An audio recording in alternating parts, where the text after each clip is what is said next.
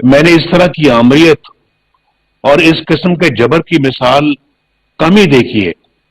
इन लोगों को खबर नहीं कि जब अवामी ताकत का सैलाब आता है तो इस तरह के हथकंडे, इस तरह की बुज़दिलाना रुकावटें तिनकों की तरह बह जाती हैं।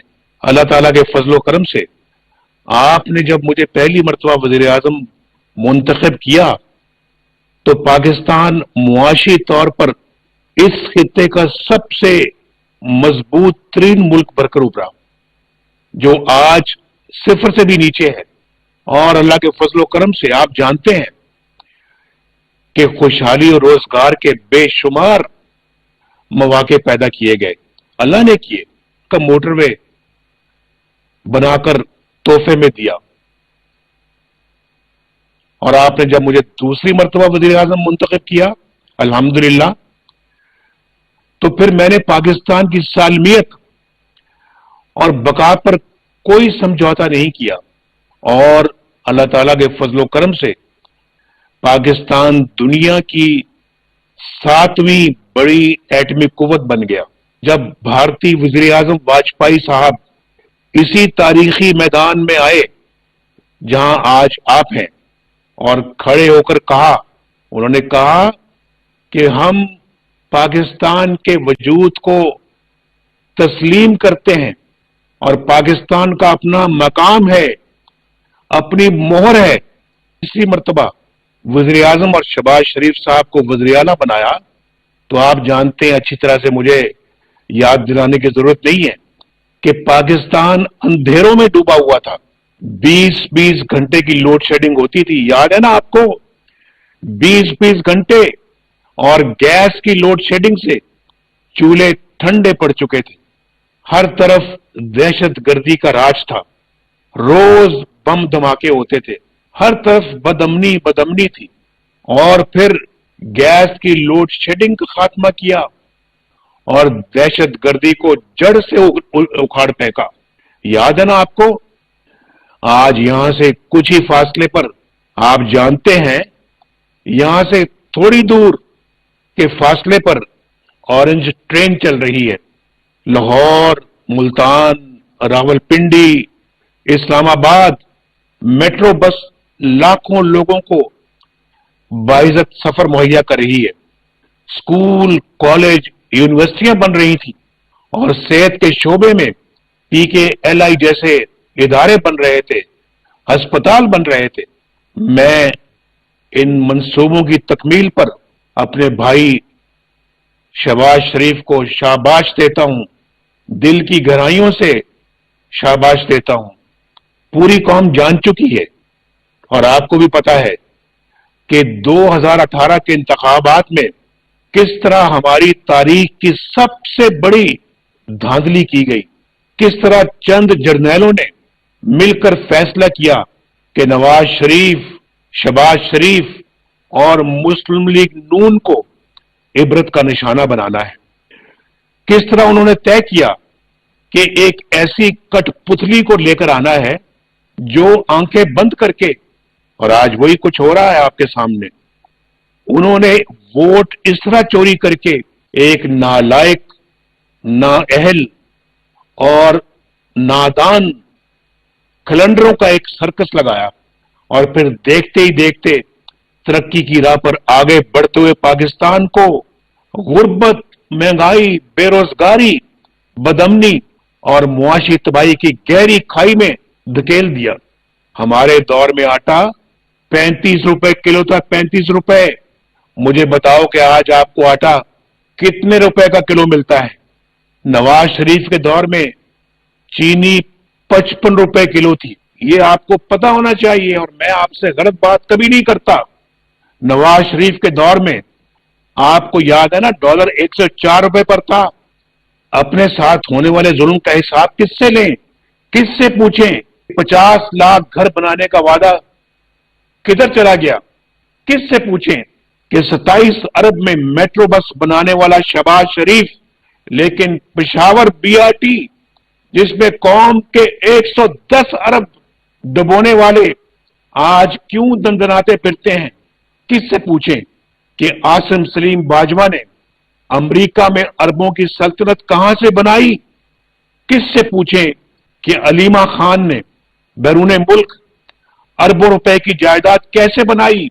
किससे पूछें कि जमान पार की नई तामीरात और बनी गाला का महल कैसे बना? किससे पूछें कि इमरान खान का फॉरेन फंडिंग केस कई बरस से लापता क्यों है?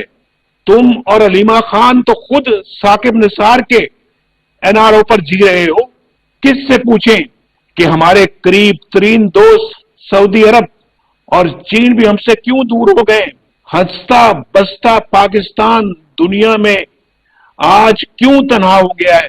कहते हैं नाम न लो, नाम न ले तो बताएं फिर कौन जिम्मेदार है? कौन जिम्मेदार है? क्या मुल्क की इस तबाही और बर्बादी के जिम्मेदार सिर्फ इमरान खान है, या वो जो आपका वोट चोरी करके उसे इक़्तिदार में लाए हैं और साजिश करके हमारे सरों पर मुसल्लत कर दिया? कौन असली जिम्मेदार है? फिर कहते हो नाम न लूं। मुल्क को बर्बाद कर दिया, आपको बर्बाद कर दिया, 22 करोड़ अवाम को बर्बाद कर दिया और कहते हो नाम न लूं। आइन शिकनी आप करें तो क्या नाम मैं वापदा वालों का लूं? जरा बताओ मुझे। अगर वजीर आजम को आप गिरफ्तार करें तो क्या शिकायत में महकमा ज़राअत के खिलाफ दर्ज कराऊं? जवाब दो मुझे। मर्जी के फैसले आप लिखवाएं तो क्या शिकायत महकमा औकाफ के खिलाफ लगाऊं? जस्टिस सिद्दीकी से हाई कोर्ट के जज थे और चीफ जस्टिस बनने वाले थे। उनसे मुलाकात करके नवाज शरीफ और मरियम नवाज को सजा दिलवाने की फरमाइश आप करें तो क्या शिकायत मैं महकमा जंगलात के खिलाफ लगाऊं? इलेक्शन चोरी आप करें, आरटीएस आप बंद करवाएं तो शिकायत मैं महकमा सेहत के खिलाफ करूं? आप बताएं कि इन संगीन जराइम की शिकायत फिर मैं किससे करूं? और सच बोल रहा हूं, आपकी बात कर रहा हूं, आपका मुकदमा लड़ रहा हूं। चंद आइन शिकन जर्नैल अगर इसे पसंद नहीं करते तो ना करें, लेकिन नवाज शरीफ हक और सच बात कहकर रहेगा और कहता रहेगा, मगर 22 करोड़ अवाम को उनका हक दिलवाए बगैर, हक के हुक्मरानी दिलवाए बगैर पीछे नहीं हटेगा। ये मेरे जमीर की आवाज है, ये 22 करोड़ अवाम के जमीर की आवाज है, ये आपकी जमीर की आवाज है ना। नवाज शरीफ का बयानिया क्या है? वही जो पाकिस्तान के आइन का बयानिया है, वही जो फौज के हल्फ का बयानिया है, यही मेरा बयानिया है।